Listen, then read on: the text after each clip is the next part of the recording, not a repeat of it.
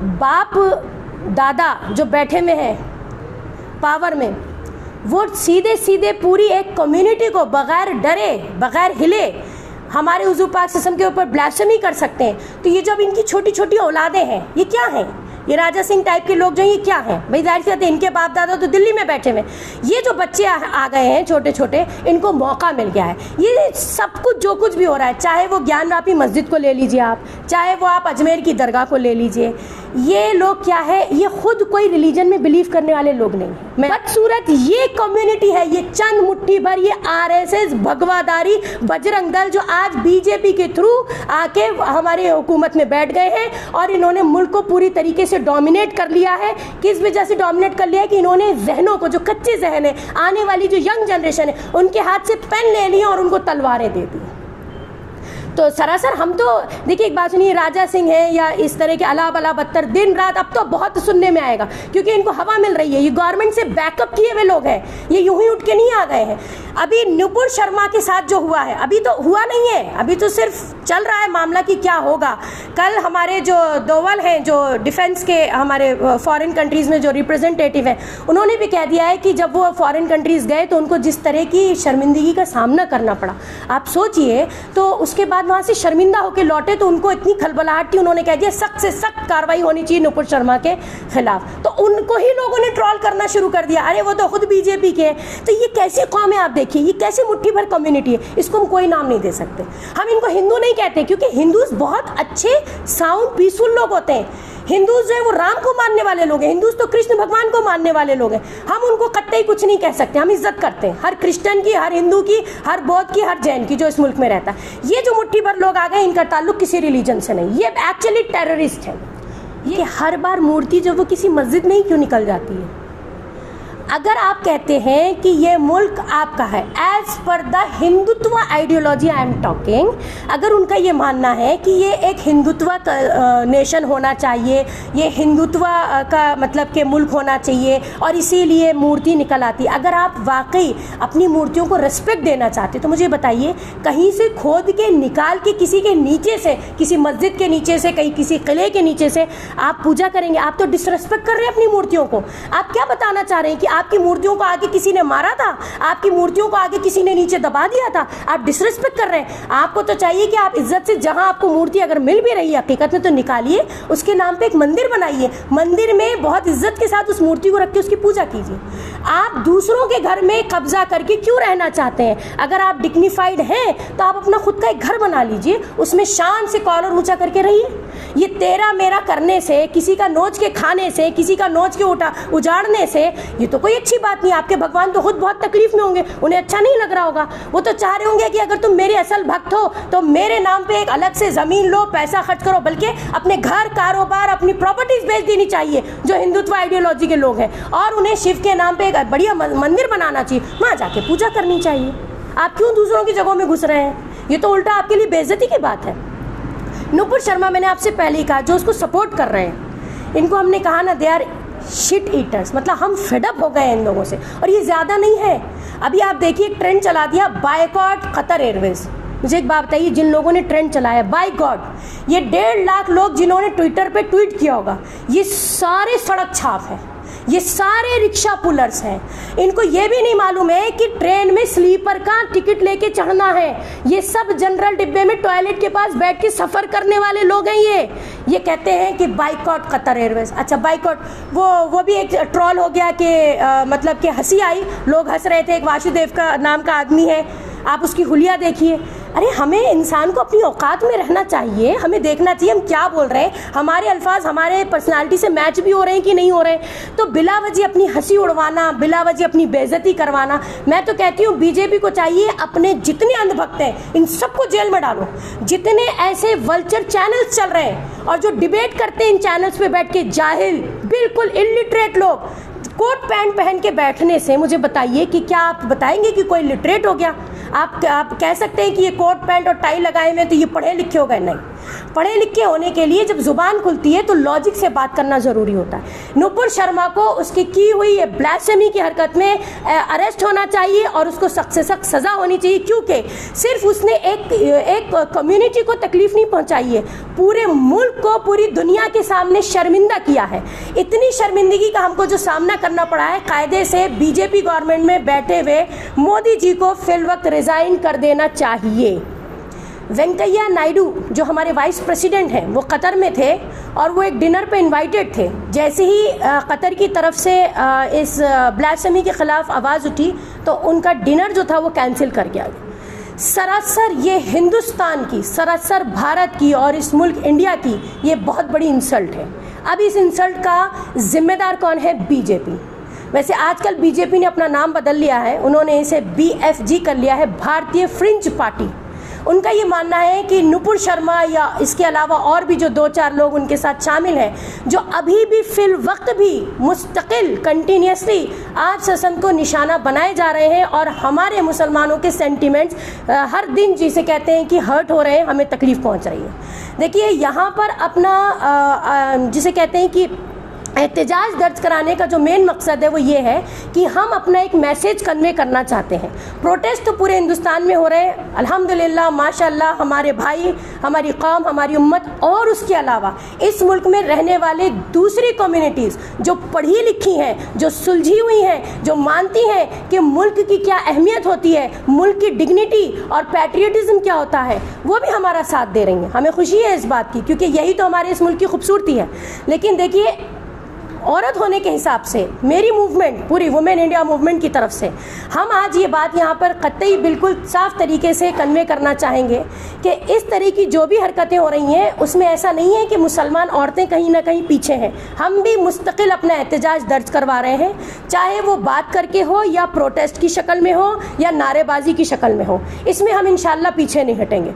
हुजूर पाक सल्लल्लाहु अलैहि वसल्लम हमारे मुसलमानों के प्रॉफिट, ये वो हस्ती हैं जो दुनिया के टॉप 100 हस्तियों में सबसे नंबर 1 पे आते हैं। ये हम नहीं कह रहे। आप जाइए USA के स्कॉलर्स को पढ़ लीजिए, आप जाइए फ्रांस और दूसरी यूरोपियन कंट्रीज़ के हिस्टोरियंस को पढ़ लीजिए। उन्होंने भी आप ससम को क्रिटिसाइज़ करने के बाद भी, जबकि वो इस्लाम से ताल्लुक़ नहीं रखते, फिर भी आपने कहा कि 100 मोस्ट इन्फ्लुएंस पर्सनालिटीज़ में आप ससम का नाम सबसे ऊपर आता है। देखिए, हम एक ऐसे मुल्क में रहते हैं जो मुल्क किसी का नहीं है बल्कि वो सबका है। आज जिस तरीके से वायलेंस करा जा रहा है, जिस तरह से हेट्रेड फैलाई जा रही है और इंतहाई हो गई। अब तक ये हो रहा था कि मुसलमानों के घरों पे बुलडोज़र चल रहे हैं, लिंचिंग हो रही है, मर्डर हो रहे हैं, यहाँ तक कि मुस्लिम लड़कियों को निशाना बनाया गया, उनके गैंग रेप भी हो रहे हैं, उनके साथ भगवा लव ट्रैप भी चलाया जा रहा है। काफ़ी चीज़ें थी जिसके ऊपर हम खामोश रहे, हमने शांति बनाए रखी, क्योंकि जितनी मोहब्बत मुसलमान अपने मुल्क से करता है कोई दूसरी कौम अब तक इसका सबूत नहीं देती। सबसे बड़ी चीज़, मरने के बाद भी हम इसी मिट्टी में दफन होते हैं, इस मिट्टी से हमारे पुर्जे भी कहीं नहीं जाते। आप तो बे ऑफ बंगाल में बहा दिए जाते हैं और उसके बाद पैसिफिक ओशन में निकल जाते हैं। ये सबूत है कि मरने के बाद भी आप कितने जो है लॉयल हैं अपनी ज़मीन के साथ। बहरहाल, तो सबसे पहले ये कि नुपुर शर्मा का जो बयान आया और उसके बाद जो बाहर की दुनिया में हड़कंप मची, किस तरह मुस्लिम देशों ने इसके ख़िलाफ़ जो है अपने एहतजाज दर्ज करवाए, यहाँ तक कि बाइकॉट शुरू हो गया है इंडिया का बाहर के मुल्कों में। तो बीइंग ए इंडियन मुस्लिम हमें ये चीज़ तकलीफ़ दे रही है। हमारे कई ऐसे लाखों लोग हैं जो बाहर काम कर रहे हैं, जो पढ़ रहे हैं, वो निशाना बनाए जा रहे हैं। हम इकनॉमिकली जिसे कहते हैं ऑलरेडी डूबे हुए थे और अब इसके बाद से, इस स्टेटमेंट के बाद से हमें और ज़्यादा परेशानियों का सामना करना पड़ा। तो ये बड़ी शर्म की बात है। नुपुर शर्मा को तो हम कहेंगे वो सब्सिडरी एजेंट है। मेन एजेंट कौन है? किसने इतनी ताकत दे दी? किसने उनको इतना बैकअप दे दिया जिसके कहने पर उन्होंने आके खुलेआम नेशनल टीवी पे इस तरह के गंदे और फ्रिंज किस्म की उन्होंने हरकत करी है?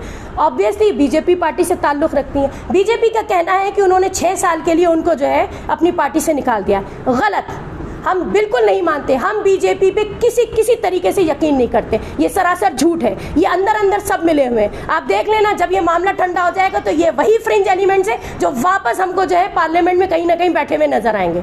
तो हम इस बात से बिल्कुल इत्तेफाक नहीं करते हैं और ये कह देना कि उसके ऊपर FIR हुई है, ये काफ़ी नहीं है। हम सरासर सज़ा की मांग करते हैं, अगर वो महसूस कर रहे हैं कि उनके अंदर ज़रा सी भी शर्म बची है तो। एक ये।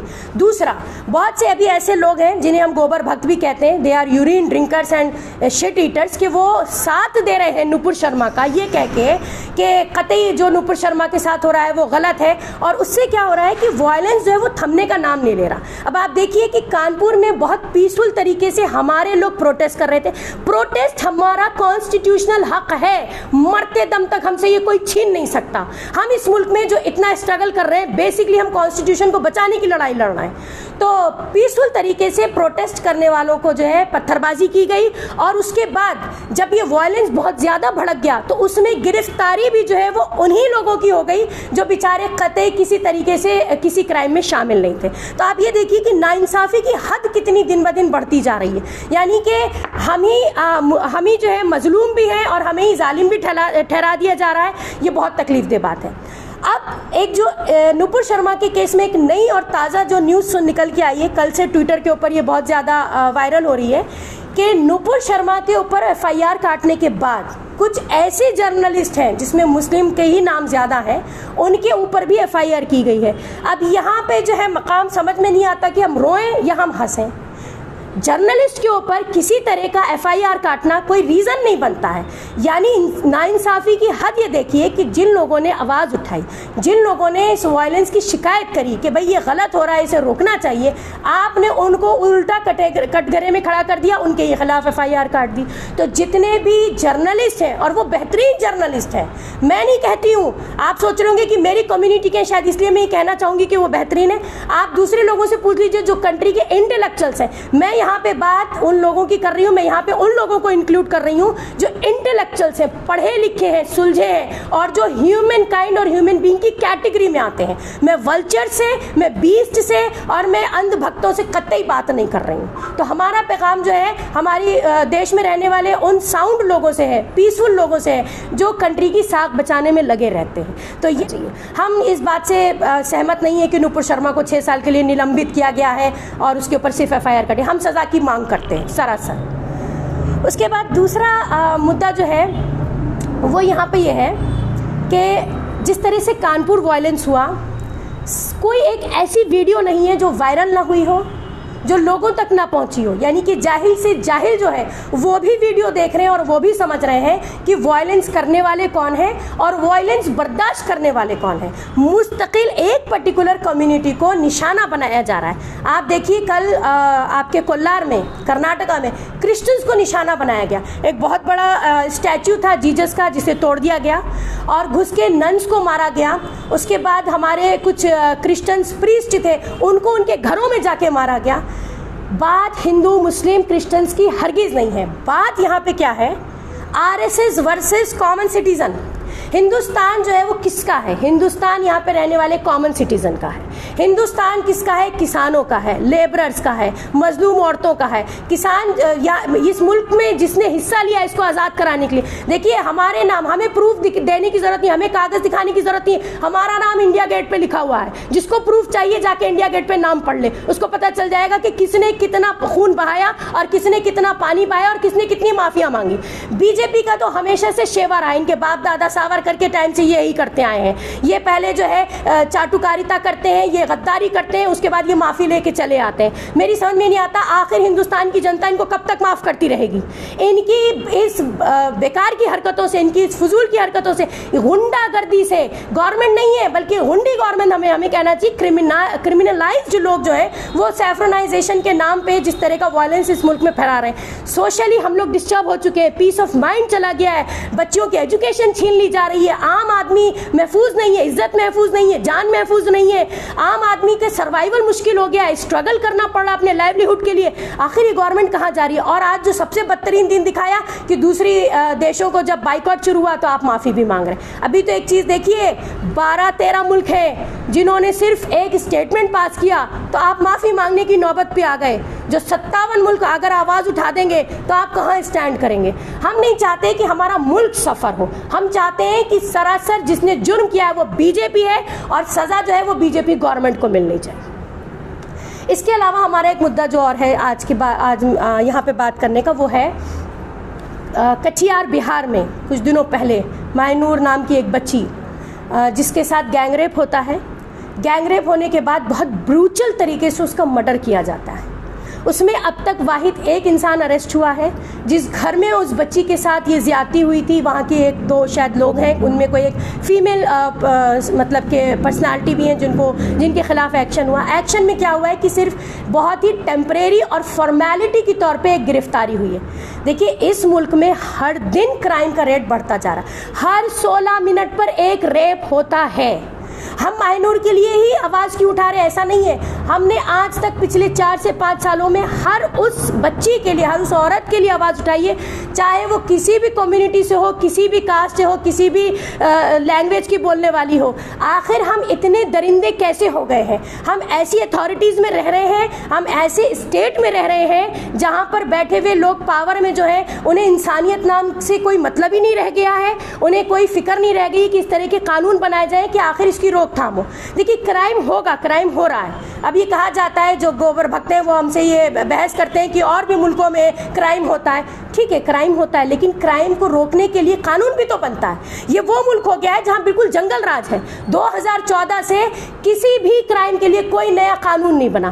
कानून बनता है तो किस चीज़ के लिए? कि कपड़े हम कितने पहनेंगे। कानून बनता है तो इस चीज़ के लिए कि हम कितनी ज़ोर से अल्लाहू अकबर बोलेंगे। कानून बनता है तो इस चीज़ के लिए कि हम अपनी प्लेट में क्या खाएंगे।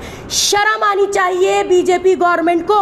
मुल्क को कहाँ ला के उन्होंने खड़ा कर दिया है। बहुत अफसोस होता है, हमारा दिल खून के आंसू रो रहा है। और हमें तो ये समझ में नहीं आ रहा, जब हमारा प्रेजेंट इतना बर्बाद हो चुका है तो हमारा फ्यूचर क्या रह जाएगा। इस गवर्नमेंट को पावर से हटाना बहुत ज़्यादा ज़रूरी हो गया है। ऐसी वल्चर गवर्नमेंट हमको नहीं चाहिए, कतई नहीं चाहिए। बहरहाल, उस माहिनूर के लिए अभी तक हमको कोई सेटिस्फैक्ट्री एक्शन सुनने में नहीं आया। हमारी और हमारी मूवमेंट की ये बहुत स्ट्रिक्ट एक डिमांड है कि नीतीश कुमार, तुम शर्म करो, है तुम्हें जिसे कहते हैं कि गैरत आनी चाहिए। इस तरह के बिहार में जो केसेस होते हैं, अभी 2-4 लिंचिंग के केसेस भी बहुत दर्दनाक सुनने को आए। और आप ये देखिए कि ये तो वो केसेस की बात हम कर रहे हैं, उन केसेस के लिए हम आवाज़ उठा रहे हैं जो हम सुनते हैं। अभी कितने वो केसेस हैं जो दबा दिए जाते हैं, कितने वो केसेस हैं जो सुनने में भी नहीं आते हैं। तो आप बता लीजिए, आप लगा लीजिए कि क्राइम का क्या रेट हो गया है, कहाँ जा रहा है ये मुल्क। नीतीश कुमार को हम डायरेक्ट जो है निशाना बनाना चाहेंगे, क्योंकि बिहार उनका स्टेट है। वो बहुत सीना चौड़ा करके जो है चीफ मिनिस्टर बन के बैठे हैं। फ़ौरन इंसाफ तो उस बच्ची को मिल नहीं सकता। उसके साथ साथ उसका पूरा घर उन्होंने ख़त्म कर दिया। जो पीछे उसके माँ बाप बच गए वो भी जिंदा नहीं है, जिंदा लाश की तरह। लेकिन कम से कम जो दरिंदे हैं उनको ऐसी सज़ा देनी चाहिए, इतनी सख्त, कि आइंदा इस तरह की क्राइम करने से पहले क्रिमिनल 100 बार सोचें कि ये क्या हो रहा है और उनके साथ आगे क्या होगा। तो कम से कम कहीं तो जाके इस क्राइम के ऊपर लगाम लगनी चाहिए। आखिर हिंदुस्तान को इन्होंने रेपिस्तान बना दिया है। पिछले 8 सालों में इस मुल्क को कुछ नहीं मिला, ना इकोनॉमी के नाम पे, ना पॉलिटिक्स के नाम पे, ना सोशल पीस के नाम पे है। और आप देखिए कि तकलीफदेह चीज़ ये है कि इनह्यूमैनिटी बहुत बढ़ती जा रही है। मतलब क्राइम होता है और क्राइम का साथ देने जो लोग आ जाते हैं, हमें तो हैरत होती है कि आखिर वो इंसान कहलाने के लायक भी हैं, क्या वे ह्यूमन बीइंग की कैटेगरी में आते भी हैं? ये हमारा सवाल है, ये हमारी डिमांड है और ये हमारी एक अटेंशन कॉल है। अगर हमारी डिमांड्स पे गौर किया गया और ये आपके कानों तक पहुंचती है तो इस पे एक्शन लिया जाए, वरना ये है कि हम अपने दूसरे कॉन्स्टिट्यूशनल हक जो है उनका इस्तेमाल करके आगे बढ़ेंगे।